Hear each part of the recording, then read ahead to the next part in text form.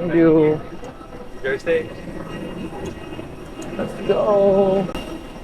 Alright guys, dito na kami ngayon sa time check. It's already 2 AM in the morning. Tara, samahan nyo kami. Mag-explore tayo. Isa ang Cebu sa popular na dinadayo ng mga turista. Meron itong 167 small island sa paligid nito. Kabilang na dito ang Mactan Island, Tayan, Malapascua, Olango at ang Camotes Island. Upang makatipid sa pera at oras, mas pinili namin magbiyahe ng madaling araw. Una naming hinanap ang kainan upang may lakas tayo sa ating biyahe. Para makatipid sa oras at maging flexible ang ating paglalakbay ay nagrenta nga kami ng sasakyan. Nakuha namin ito sa 1,000 isang araw. Malaya tayong pumunta at huminto kung saan natin gusto. Ang una naming destinasyon ay ang Oslob City, Cebu. Dito matatagpuan ang isa sa pinakasikat na tourist attraction sa Cebu.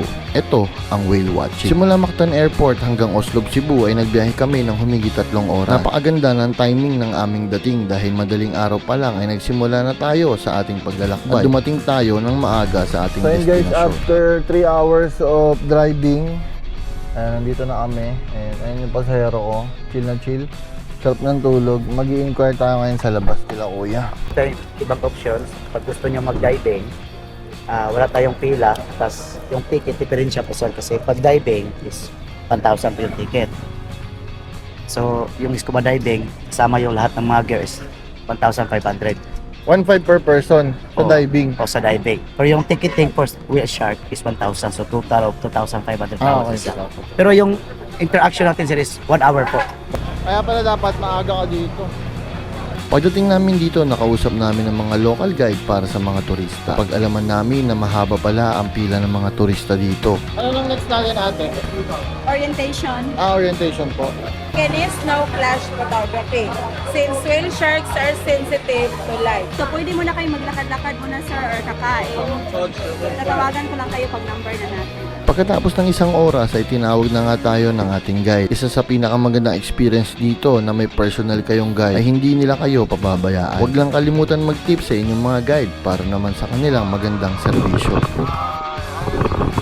Pagkatapos ng ilang minuto, nakumpleto na ang aming grupo. Tungo na kami kung saan makikita ang mga whale shark. Simula pampang, magbabangka lang ng 5 minuto para makarating dito. Sa sobrang daming turista dito ay kahit ang mga guide marunong na magsalita ng ibang wika.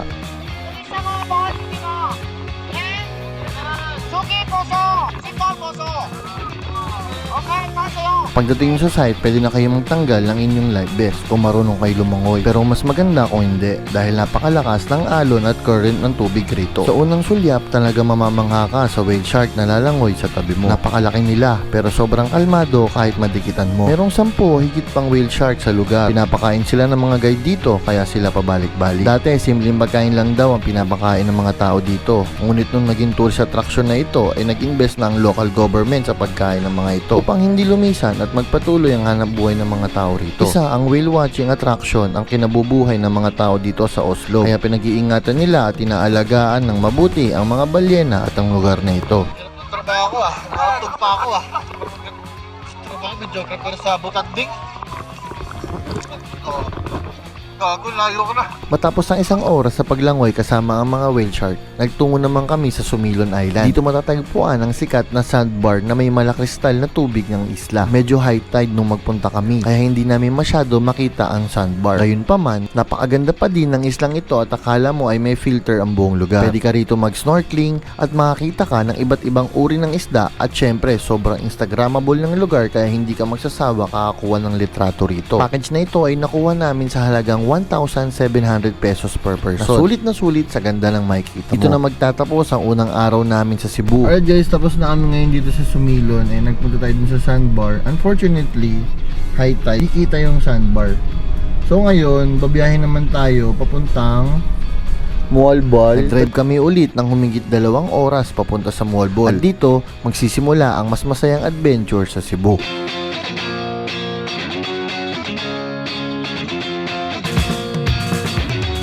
Tara, sarap magmotor. Nakapagmotor din sa Cebu. Let's go! Ayun, lowered na lowered, oh. Kuya! Yo guys, papunta tayo ng Mandaue City. Napakaganda. Ito yung patawid ng Mandaue City. Galing ka sa Lapu-Lapu. Pero napakaganda ng view guys. Ayan, oh. Napaka-solid. Alam nyo, paano nyo masasabi na nasa Cebu na talaga kayo? Kapag may kasabay na kayong ganito. Oh, lechon. Ayan o, lechon. Kuya, masasabi mong nasa Cebu ka na pag meron ng lechon na nakita mo. Grabe, sarap ng daan dito guys. Guys, andito na kami. Eto na siya oh, Temple of Playa. Oh yan oh, grabe oh, ang ganda no. Parang ano, sa mga Greek no? Mga Greek. Oo, yun nga. Diretso lang po. Wow, ganda. Welcome to the Temple of Playa. Ito pala yung House of Playa. Ayan o. Ito ba si Leia? Siya? Ah, siya pala yun.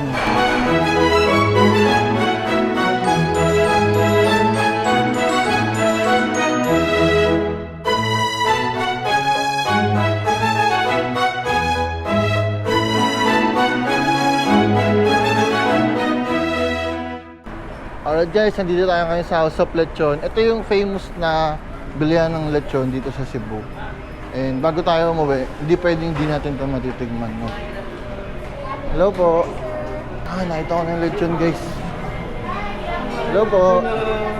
Ayun o, ito yung mga lechon nila oh. Wow.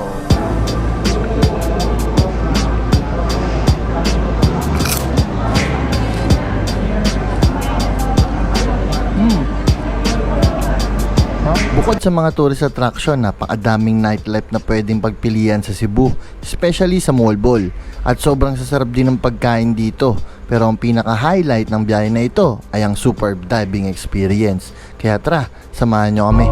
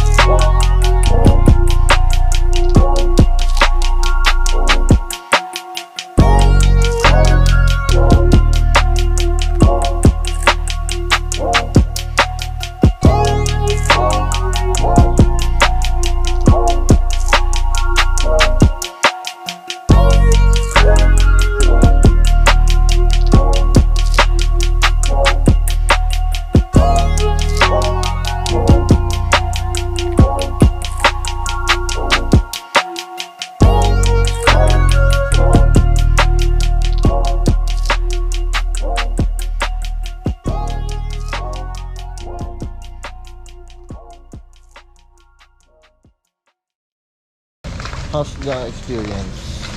It's amazing. Amazing. Yes.